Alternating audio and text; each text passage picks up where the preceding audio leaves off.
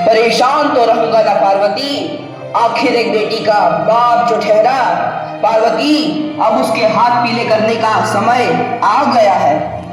पर हमारी आनंदी तो अभी सिर्फ 9 साल की है।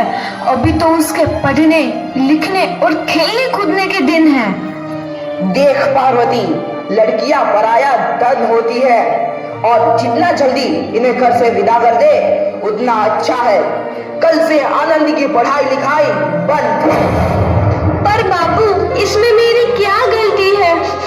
आप मुझे पढ़ाई करने क्यों नहीं देते? तेरी गलती है कि तू एक लड़की है। लड़का होती तो क्या बापू? लड़का होती तो क्या? ऐ लड़की, ज्यादा जबान ना चला, नहीं तो जबान हलक से खींचकर बाहर निकाल दूंगा।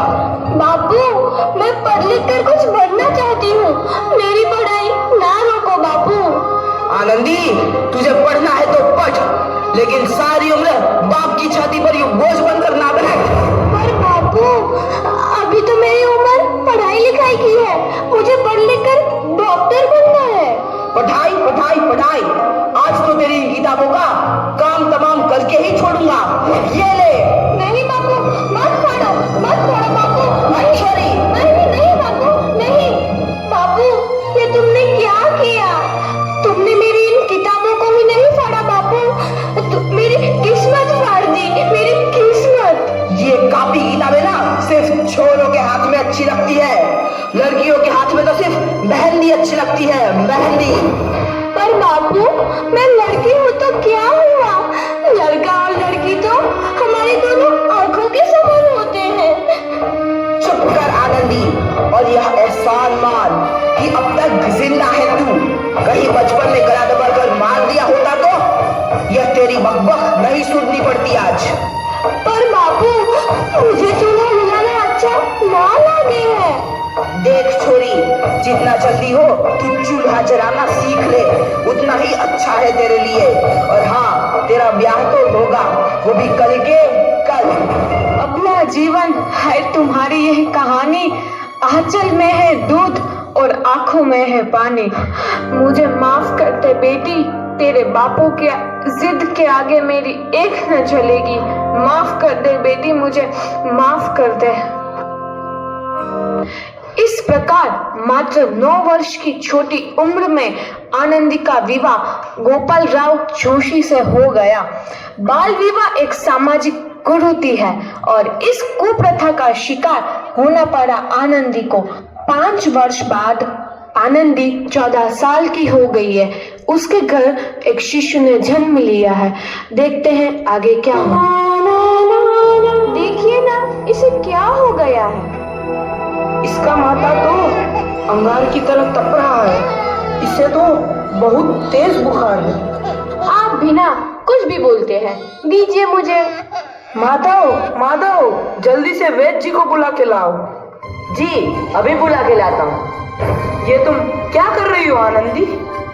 भगवान की विभूति लगा रही हूँ। बस करो आनंदी, ये सब अंधविश्वास है।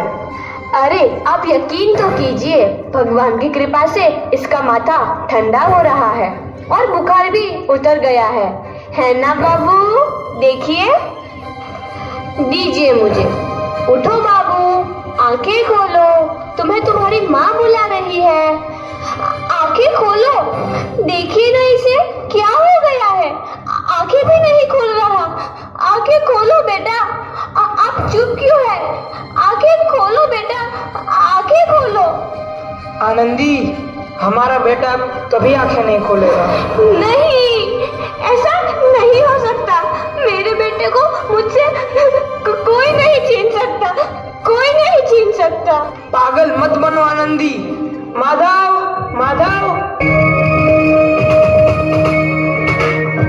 आनंदी, बंद करो ये पागलपन। भगवान ने मेरा बच्चा छीन लिया। भगवान ने नहीं, तुम्हारी अशिक्षा और अंधविश्वास ने तुम्हारा बच्चा छीना है। अगर तुम पढ़ी लिखी होती तो आज हमारा शिशु जीवित होता। तुम अनपढ़ थे आनंदी, अनपढ़। नहीं, अब मैं अनपढ़ नहीं रहूंगी मैं अनपढ़। मैं पढ़ूंगी ताकि कल किसी और आनंदी को इलाज के अभाव में अपना बच्चा ना खोना पड़े। शाबाश आनंदी, और यही तुम्हारे अपराध के लिए प्रायश्चित भी है। जब से बिखर तू है नदी। आनंदी, तुम्हारी 12वीं का परिणाम आ गया है। तुमने पूरे कॉलेज में प्रथम स्थान अर्जित किया है। दिल खुश चाहा तेरी तो आनंदी, तुम्हारी मेहनत रंग लाई है। तुम्हें शिक्षा वृत्ति मिली है। ये लो तुम्हारे अमेरिका जाने की टिकट। मुझे शिक्षा वृत्ति मिल गई, मैं अमेरिका जा रही हूँ। पर ये सब मैं अकेले कैसे कर पाऊंगी? आनंदी, अपने आप को इतना कमजोर क्यों समझ रही हो? फिर इतना पढ़ने लिखने का क्या फायदा? तुम अभी गवार की गवार नहीं हूँ मैं अब गवार।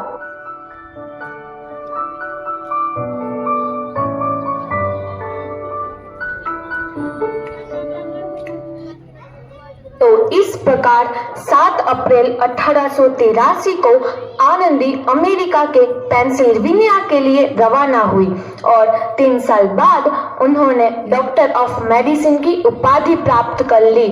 इधर आनंदी के पिता की तबीयत बहुत खराब है। आगे क्या होता है देखते हैं। लगता है अब मेरे जाने का समय आ चुका है। अब मैं नहीं बचूंगा। ऐसा मत बोलो। शहर के सिटी हॉस्पिटल में अमेरिका से डिग्री लेकर कोई बड़ा डॉक्टर आया है। एक बार वहां चलकर दिखा लेते हैं। हाँ, सही बोला भैया। कम से कम दिल को तसल्ली तो मिल जाएगी। हाँ हाँ, चलो चलो जल्दी हॉस्पिटल चलते हैं।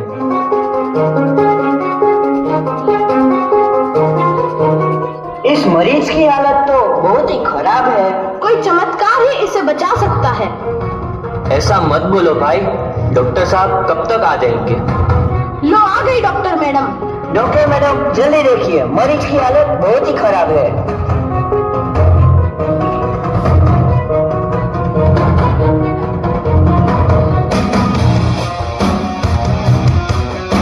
अब आप बिल्कुल ठीक हैं। मौत के मुंह से आपको बचाया है डॉक्टर मैडम ने।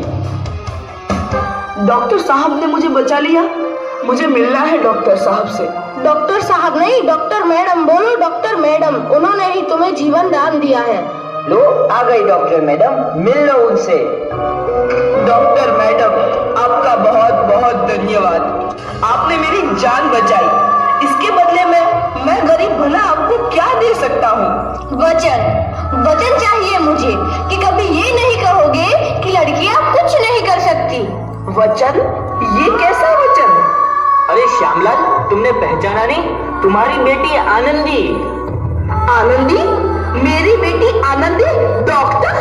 हाँ बापू, वही आनंदी जिसके लिए बचपन में तूने चूल्हा और दूल्हा के अलावा कुछ नहीं सोचा था। आनंदी, आनंदी मेरी बेटी, मुझे माफ कर दे। मैं तेरा गुनहगार हूँ बेटी। नहीं नहीं बापू, वही आनंदी जिसके हाथ पीले करके तुम उसकी सारी जिंदगी काला कर देना चाहते थे। माफ कर दे मुझे मेरी बच्ची, माफ कर दे। मैं तेरा अपराधी हूँ मेरी बच्ची, माफ कर दे।